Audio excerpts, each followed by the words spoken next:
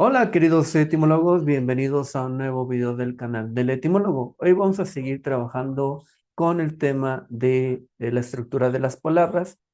Este tema es introductorio a la unidad 3, porque en esta unidad hemos trabajado y hemos analizado la lengua española, pero ya a partir de la unidad 3 vamos a comenzar a analizar la estructura de el latín, ¿no? Entonces, hoy vamos a ver la flexión nominal, que se refiere específicamente a a los nombres, sustantivos y adjetivos específicamente. Ok, entonces, vamos a recordar que el español y el latín son lenguas de flexión, pero cada una tiene una diferencia. Uno, la lengua, esto es muy importante, eso es lo que debes de recordar. Es decir, una lengua de flexión analítica utiliza preposiciones y artículos para que las palabras expresen sus funciones gramaticales. Ejemplo, el español y el griego. Sí, o sea, el español y el griego van a ser lenguas de flexión, es decir, que se van a doblar, pero, es decir, van a tener desinencias, pero además van a utilizar estas preposiciones y artículos para indicar género y número y sus funciones sintácticas de la palabra, mientras que una lengua de flexión sintética expresa sus funciones gramaticales por medio de desinencias. O sea, aquí no va a utilizar ni preposiciones ni artículos, ¿no? Todo se va a expresar a través de las puras desinencias, que en latín serán llamadas casos, que están y que se encuentran en una lista llamada declinación. A rato ya veremos con esto del caso, vamos a ver con más detalle. ¿Qué es una palabra variable? Antes de ir avanzando con lo que es un caso y que es una declinación, tenemos que ver qué es una palabra variable. Las palabras variables son todas aquellas palabras que admiten cambio o flexión en su forma. En otras palabras, admiten género y número, sustantivo y adjetivo, o pueden expresar el tiempo, el modo y la persona, lo que podría ser siendo el verbo. Bueno, vamos con la siguiente, que es una palabra invariable. Es todo lo contrario, son aquellas que no admiten cambio o flexión ni de género, ni número, ni de tiempo. Y los casos de ellos van a ser el adverbio, la preposición, la conjunción y la disyunción. Toda la palabra invariable lo vamos a encontrar en sustantivos, adjetivos, artículos, todo aquello que se puede cambiar. Y las palabras invariables son las que no pueden cambiar, simplemente se quedan así. El adverbio, por ejemplo, ayer, no puede decir eh, los ayeres, pero sí se puede decir, pero está mal dicho. La preposición no dices las as, no, o los pors, no, tampoco. La conjunción y, o, pero, si no dices los peros, sí se puede decir, pero tampoco está mal. Sin embargo, y la disyunción, que sí, el o, ¿no? Son todas estas conjunciones también. Ahora vamos a ver lo que son las funciones sintácticas en español. Las funciones sintácticas se refiere la función que tiene una palabra dentro de la oración, dependiendo del verbo, que luego vamos a ver después. El primero es el sujeto. Es la persona, animal o cosa de la cual se afirma o se niega algo. A veces decimos que es el quien realiza la acción, ¿no? Ejemplo, la casa es grande. Aquí la casa no está haciendo ninguna acción, simplemente están hablando de ella. La casa es grande. El otro que tenemos en español es el complemento determinativo o adnominal. Esto es muy importante en las funciones sintácticas porque para poder entender lo que viene en latín hay que repasar lo que pasa en español. Complemento determinativo o adnominal. Sustantivo que tiene idea de posesión, pertenencia a materia. Va acompañado de la preposición de. Ejemplo, el jardín de la casa se riega a diario. El de la casa quiere decir que el jardín es parte de la casa. El perro de la vecina, el perro le pertenece a la vecina. La novia de mi amigo quiere decir que tu novia la novia le pertenece a tu amigo. Complemento indirecto u objeto indirecto. Sustantivo o sustantivos en cuyo daño o provecho se realiza la acción de un verbo. Ejemplo, Pedro le dio flores a Laura. O sea, ¿quién es el beneficiario de la acción? Laura, ¿no? Porque Pedro le dio flores, pero ¿quién es quien las va a recibir? Laura. Porque es como acciones que son como que tiene que ver con algo de dar. Tú le das algo a alguien, le pasa algo a alguien. Ajá. Ese es el más claro ejemplo. Con los verbos que tienen que ver con eso de dar o transmitir información. Pedro le dio flores a Laura, Laura es la beneficiaria de la acción. Complemento directo u objeto indirecto o objeto directo, como lo tiene que decir, es quien recibe directamente la acción, sobre la cual recae la acción de manera directa. Mi tío compró una casa. ¿Qué es lo que compró tu tío? Una casa. Es el objeto en quien recae la acción. Si aquí hubiera un para, mi tío compró una casa para la familia, esa la familia es el beneficiario. Pero ¿qué es la acción que realiza? ¿Qué es lo que hace el tío? Compra una casa. ¿Qué compró? Una casa. Sujeto interpelado, sustantivo que tiene una función en el enunciado, solo atrae la atención de la persona a quien se le habla. Oh Dios, ayúdame a pasar etimologías. Ese oh Dios, ese sujeto interpelado, no tiene nada que ver con la oración, ¿no? Pedro, ven, ese Pedro es de que se llama la atención y después dice que ven, ¿no? ¿No? Ese es como el sujeto interpelado y tiene que ver muchas veces con las interjecciones. O, ay, ¿no? Número 6 y última, complemento circunstancial. Indica las circunstancias de la acción del verbo. ¿Sí? ¿En qué circunstancias ocurre, no? Puede ser de tiempo, modo, lugar. Ejemplo, el tío está en casa. En casa es un complemento circunstancial del lugar. Por ejemplo, vamos a hacer con esta oración. Mi tío compró una casa ayer. Ese sería de tiempo. Mi tío compró una casa en Estados Unidos, ese sería de lugar. Y de modo sería, mi tío compró una casa en efectivo, ¿no? Ese sería el modo en cómo ocurre la acción. Mi tío compró una casa eh, emocionadísimo, ¿no? O ese sería el de modo. Vamos con la siguiente. Los casos en latín. Ya vimos las funciones del español, las funciones sintácticas. Ahora vayamos con los casos en latín.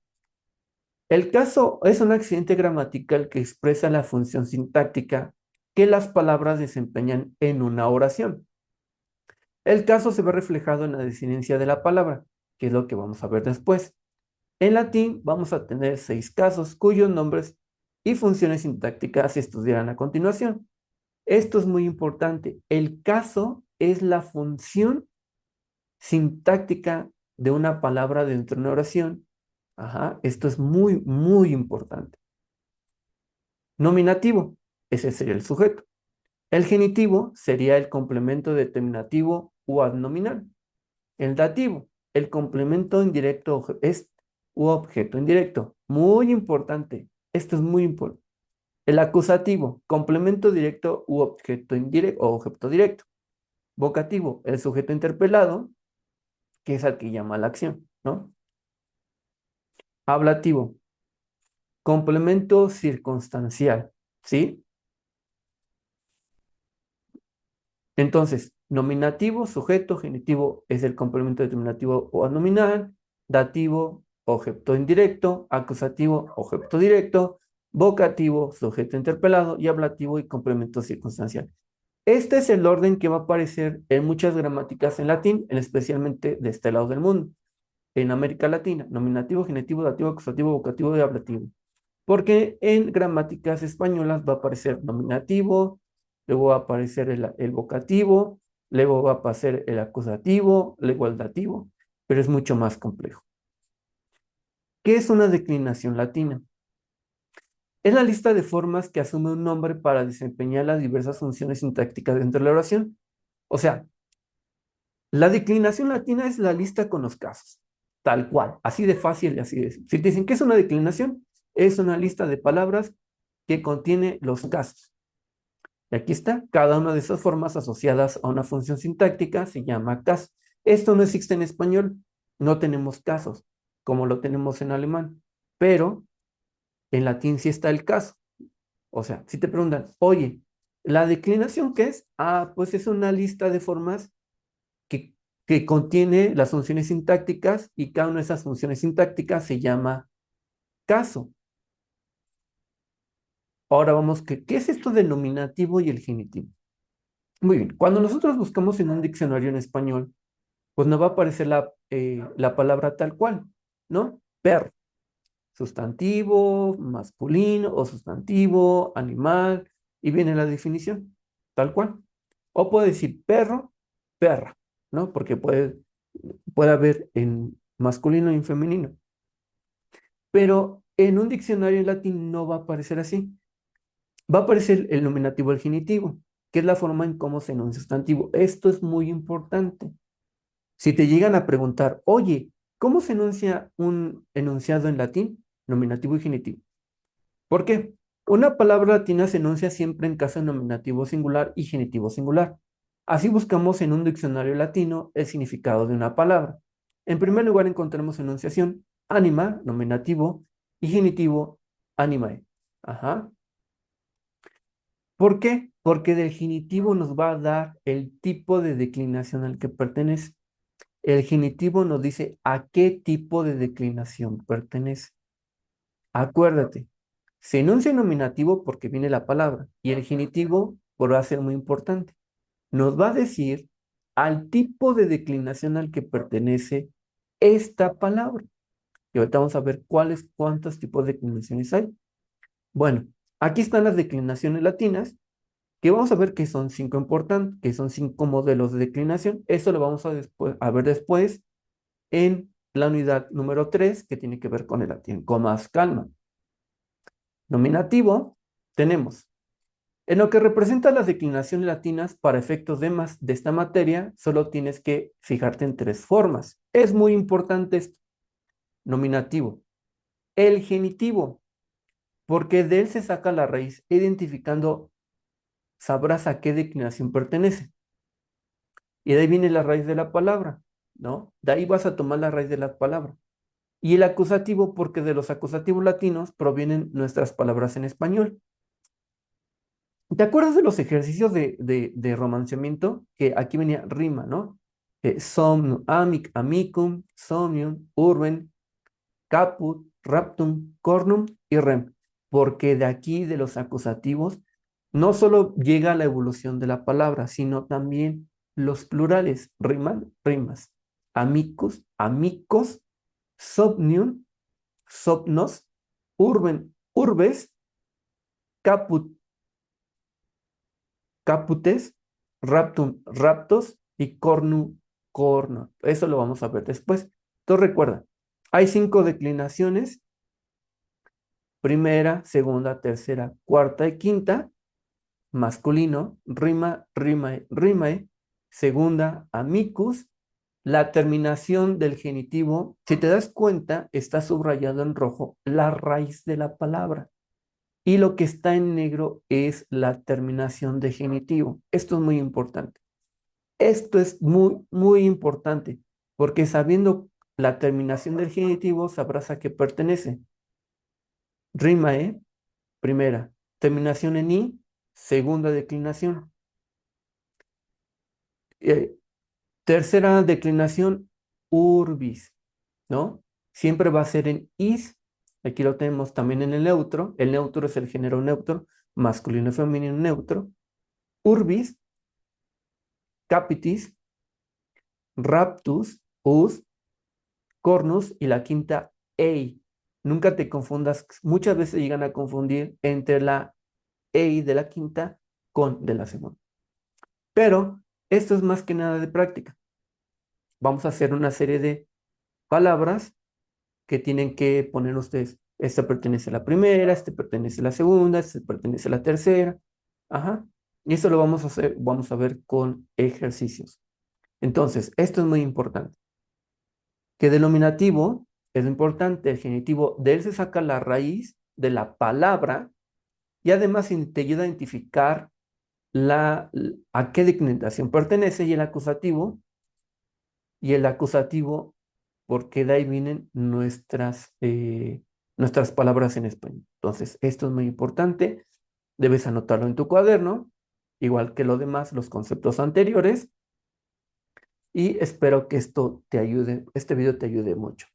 Bueno, hasta aquí llegamos con lo que es la declinación nominal, es decir, los sustantivos de adjetivos pero en este momento nos estamos enfocando más que nada en los sustantivos.